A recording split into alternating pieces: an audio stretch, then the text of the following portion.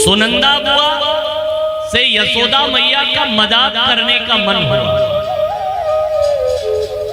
और जैसे सुनंदा बुआ ने कहा ऐसे काम ना चलेगा, हम नेक लेंगे।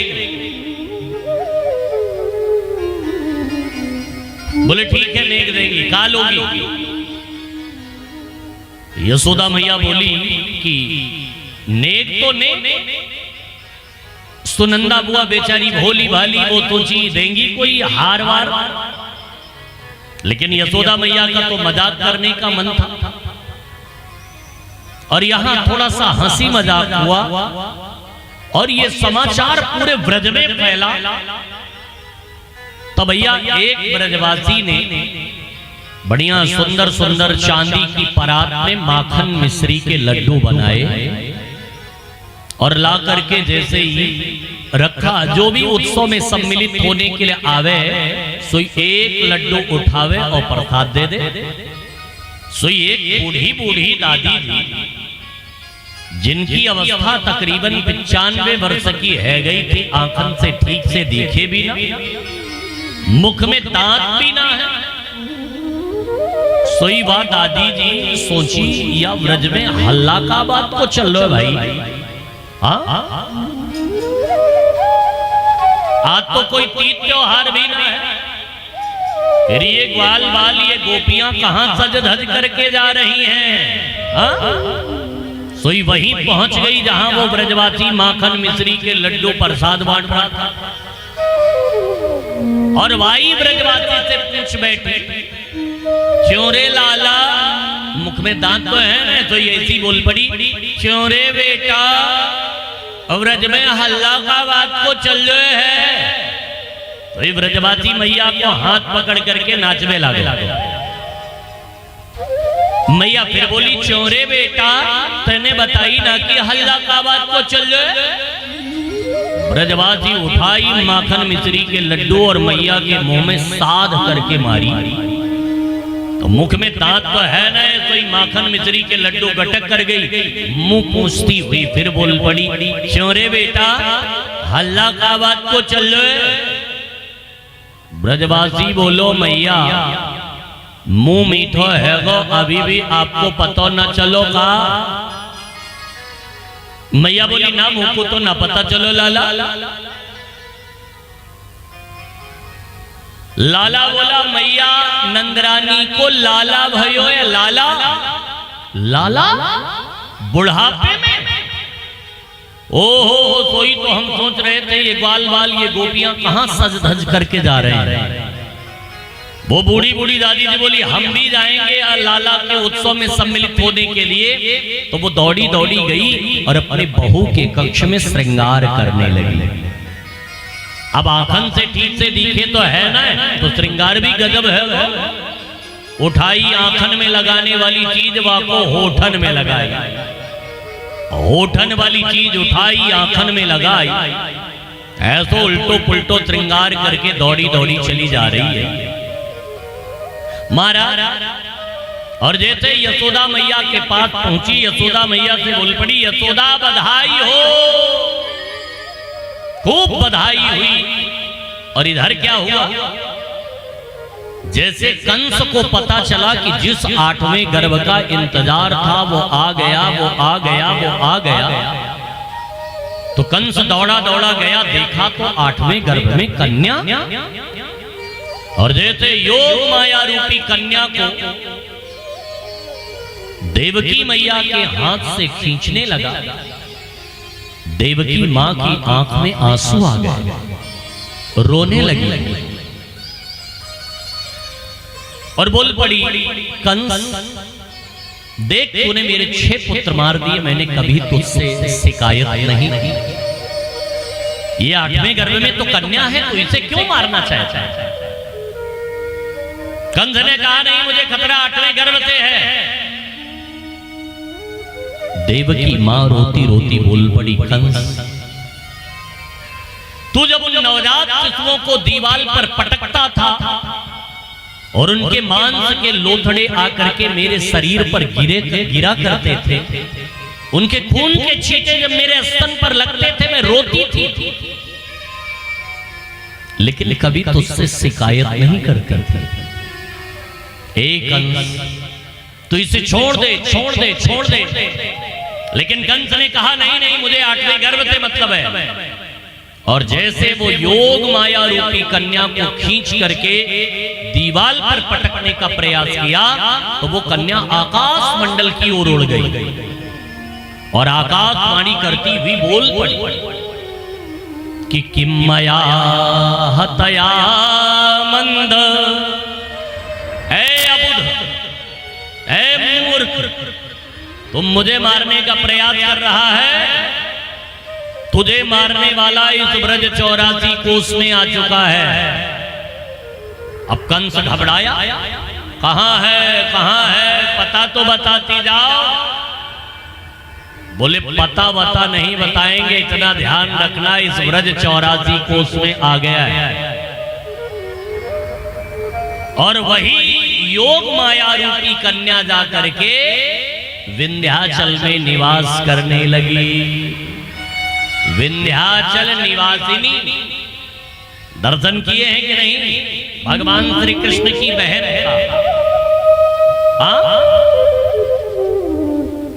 वो कौन सी देवी जी है भगवान श्री कृष्ण की बहन जो विंध्याचल में निवास करती हैं? कहां?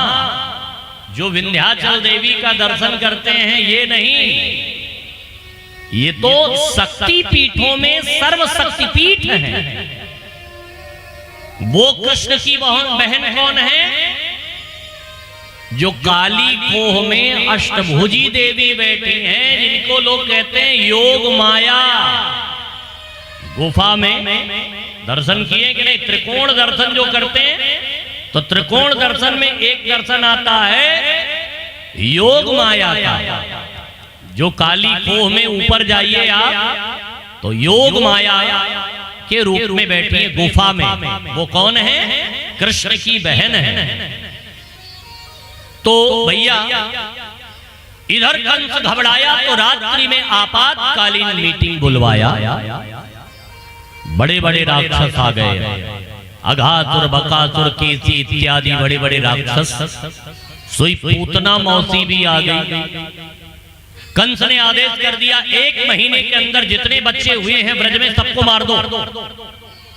अघासुर बोला ये काम हम करेंगे। बकासुर बोला नहीं नहीं, ये काम हम करेंगे। भाई कोई बड़ा आदमी, कोई मंत्री, मिनिस्टर, विधायक, सांसद, कोई बड़ा आदमी कोई काम कह दे तो उसके अगल बगल रहने वाले लोग जो रहते हैं वो यही सोचते हैं कि ये काम हम कर दें तो इनकी नजर में हमारी वैल्यू बढ़ जाएगी। तो कंस ने जैसे कहा तो अघासुर ने कहा ये काम हम करेंगे। बकासुर बोला नहीं नहीं, ये काम हम करेंगे। कंस भी बड़ा बुद्धिमान था। उसने कहा कि तुम पागल हो क्या?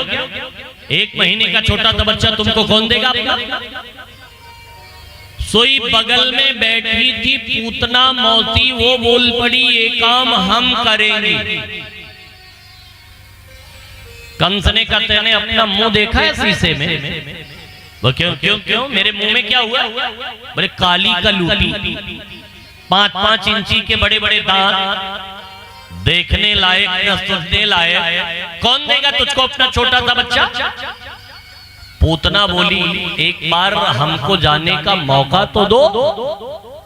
बोले लेकिन तुझे अपना बच्चा देगा कौन? तो रूप शकल से ही समझ में आ जाती है कि तू कोई साधारण नहीं। पूतना बोली किस जमाने में जी रहे हैं आप? कंस ने कहा क्यों?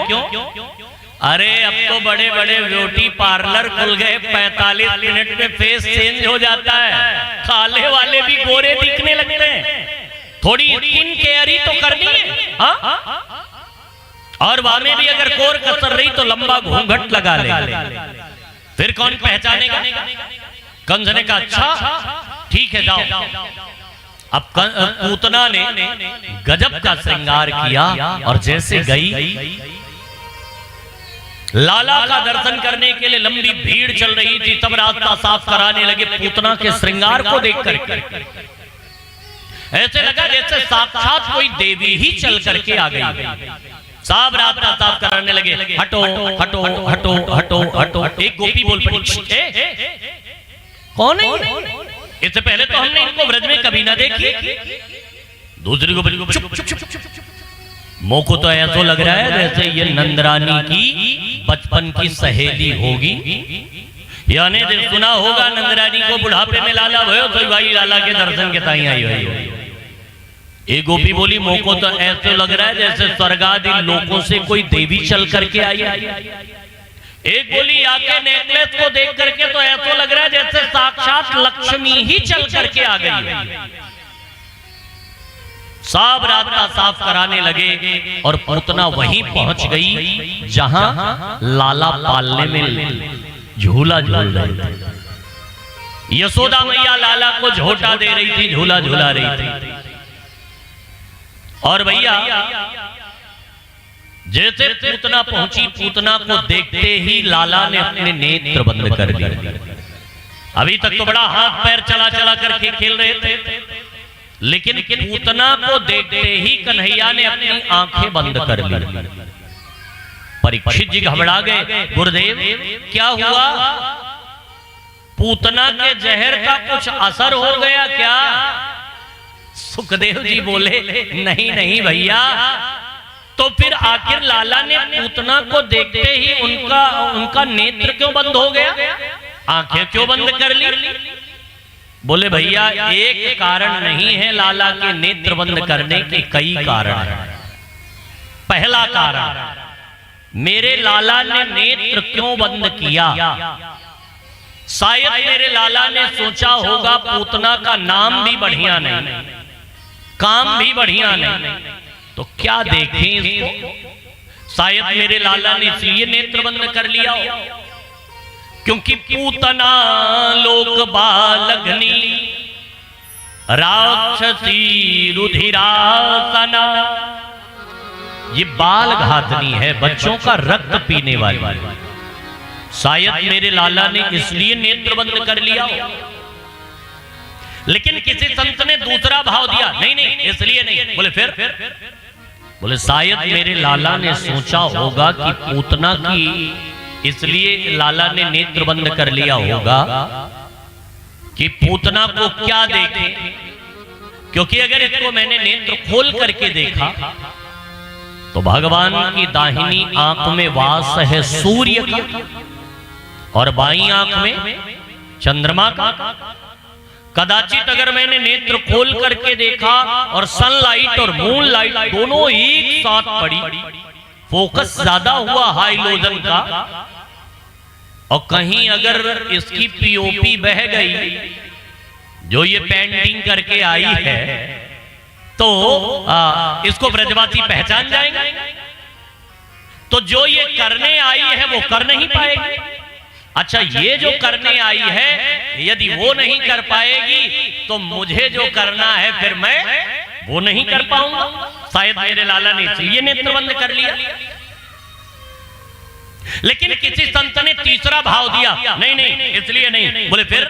बोले शायद मेरे लाला ने सोचा होगा कि आए तो है माखन मिश्री खाने, और माखन मिश्री तो खाया। अई पूतना मौसी पहले ही जहर पिलाने आ गई।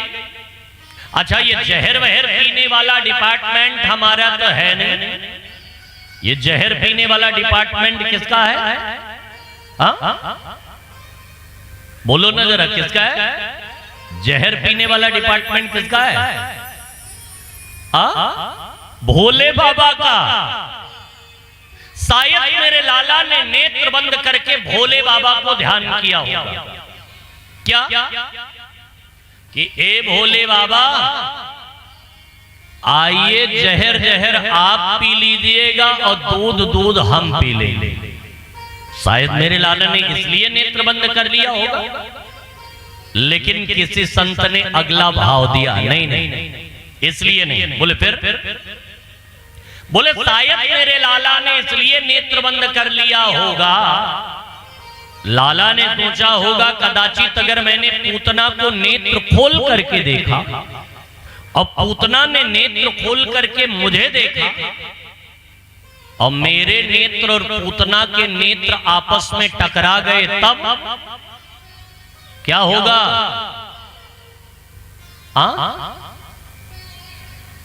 बोलो बोलो, क्या होगा? अच्छा देखा, जानत है सब, बोलेंगे कोई नहीं, पता सबको है। नैन से नैन लड़ी है तो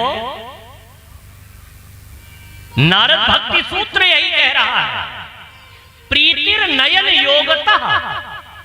अगर मेरे नेत्र और पूतना के नेत्र आपस में टकरा गए और कहीं मुझे पूतना से प्रेम हो गया, तो प्रेम में इसको कैसे मारेंगे? क्योंकि प्रेम में तो किसी को मारा नहीं जाता। क्योंकि साहब प्रेम कहना आसान है, करना लेकिन बड़ा कठिन।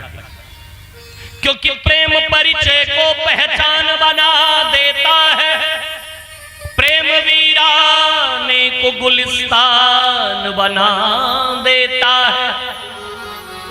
मैं आप बीती कहता हूं गैरों की नहीं, प्रेम इंसान को भगवान बना देता है।